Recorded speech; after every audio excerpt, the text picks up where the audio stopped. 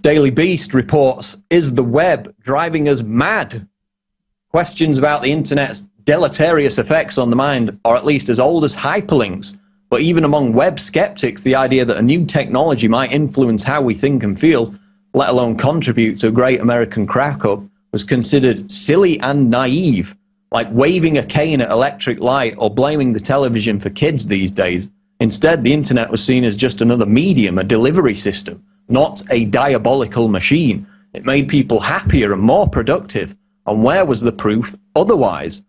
Now, however, the proof is starting to pile up. The first good peer-reviewed research is emerging, and the picture is much gloomier than the trumpet blasts of web utopians have allowed. The current incarnation of the internet, portable, social, accelerated, and all-pervasive, may be making us not just dumber or lonelier, but more depressed and anxious, prone to obsessive-compulsive and attention deficit disorders, even outright psychotic behavior. Our digitized minds can scan like those of drug addicts, and normal people are breaking down in sad and seemingly new ways. So another story about how people's addiction to social networking websites, and they kind of paint a broad brush, they try and denounce the whole internet with this, but it's mainly social media, how it's literally driving people mad by rewiring their brains to resemble drug addicts. And the case they use to illustrate it is this Coney 2012 guy, the producer, the main guy who was in the film, who, of course, you will remember, went completely nuts, stripped naked, you know, started beating his fists on the sidewalk, screaming out loud. And apparently they explain it, whether it's true or not, is that it was all because of his obsession with the reaction to his film on social networks. So he became so enthralled and obsessed by both the positive and negative reaction that it just literally rewired his brain and sent him over the edge. So while, you know, the internet's proven great in terms of the info war, we've got a whole generation of people on the flip side of that who are having their brains rewired and regressing back into childhood-style behaviors. You know, this demand to always have attention for every little Facebook link they post or every little comment they want to get. And what it's doing, according to this article which cites this study, is creating what scientists call associative thinking, which serves to reduce attention span, reduce the ability to concentrate, and actually reduces the empathy of human beings because, you know, we're bombarded by so many graphic images.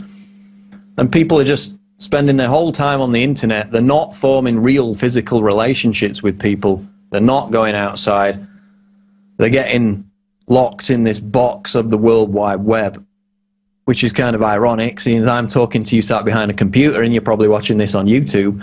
But we need to get outside and experience real life as much as we can, because this obsession with social networks, as these studies show, is creating a generation of apathetic, nihilistic, you know, attention span lacking wireheads whose entire lives are just a, you know, a waste of time. So we need to occasionally turn off, unplug ourselves from the matrix. Time.com reports H1N1 vaccines linked to Guillain-Barré syndrome but not birth defects. How safe are flu vaccines?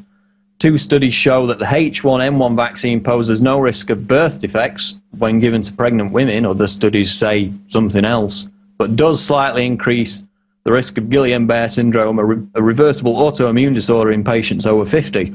And this was a study published in the Journal of American Medical Association, and they claim that it had no effect on birth defects.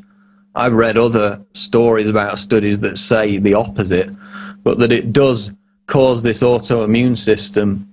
A separate group of scientists in Quebec looked at the risk of Guillain-Barré syndrome in millions of people given the vaccine in Canada from 2009 to 10.